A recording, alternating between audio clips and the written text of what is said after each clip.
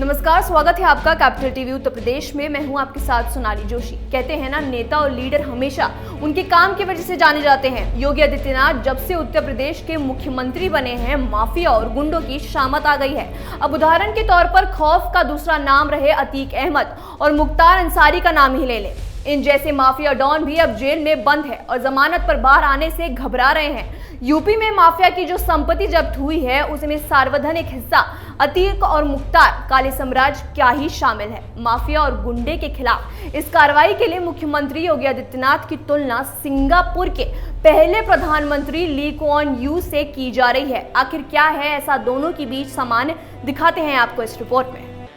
उत्तर प्रदेश के मुख्यमंत्री की तुलना आजकल सिंगापुर के पहले प्रधानमंत्री से की जा रही है। उत्तर प्रदेश के पूर्व डीजीपी रहे प्रकाश सिंह ने एक ट्वीट कर लिखा कि यूपी में माफियाओं की 1574 करोड़ रुपयों की संपत्ति जब्त की गई है। योगी यूपी के लिए ली कुआन यू बनकर उभर रहे हैं, जिसके बाद से सिंगापुर के इस करिश्माई नेता का काम एक बार फिर सुर्खियों में है। प्रकाश सिंह ने कहा कि सिंगापुर की जब शुरुआत हुई थी, तब ली कुआन यू वहाँ के प्रधानमंत्री थे। उस समय सिंगापुर में अपराधी भरे पड़े थे।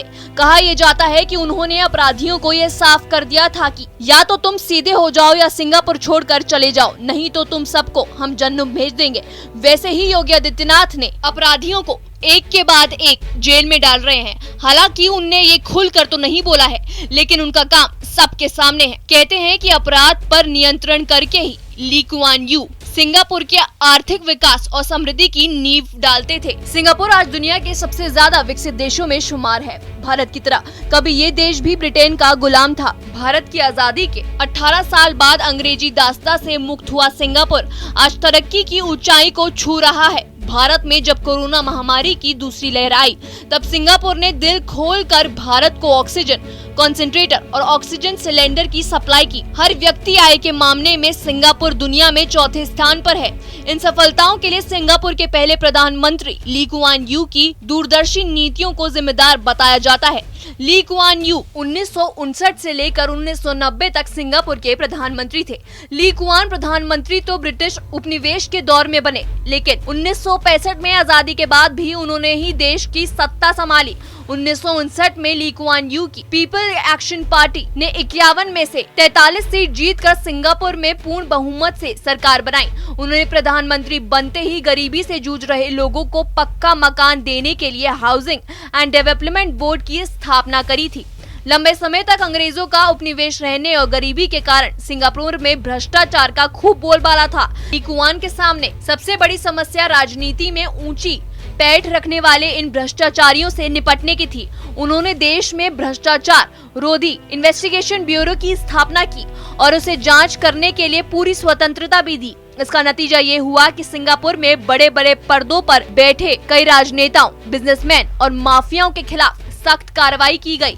कई लोगों की संपत्तियां जब्त हुई तो कईयों को जेल में डाल दिया गया। लगभग 31 साल तक सिंगापुर की सत्ता संभालने वाले ली कुआन यू ने 1990 में प्रधानमंत्री की कुर्सी को छोड़ दिया। हालांकि वे बाद में भी सरकार के सलाहकार समिति में वरिष्ठ सदस्य के रूप में शामिल रहे। 23 मार्च 2015 को ली कुआन यू का निमोनिया के कारण देहांत हो गया था। जहां एक तरफ ली कुआन सिंगापुर को डिसिप्लिन में रखते थे, वैसे ही योगी सरकार भी गुंडों को सफाया कर रही है। कानून के मामले में भी उत्तर प्रदेश काफी आगे हो गया है। विकास लाने का काम अगर किसी ने किया है तो वो सीएम योगी है, ठीक ली कुआन की तरह। अभी के लिए इतना ही। देखते रहिए कैपिटल टीवी उत्तर प्रदेश।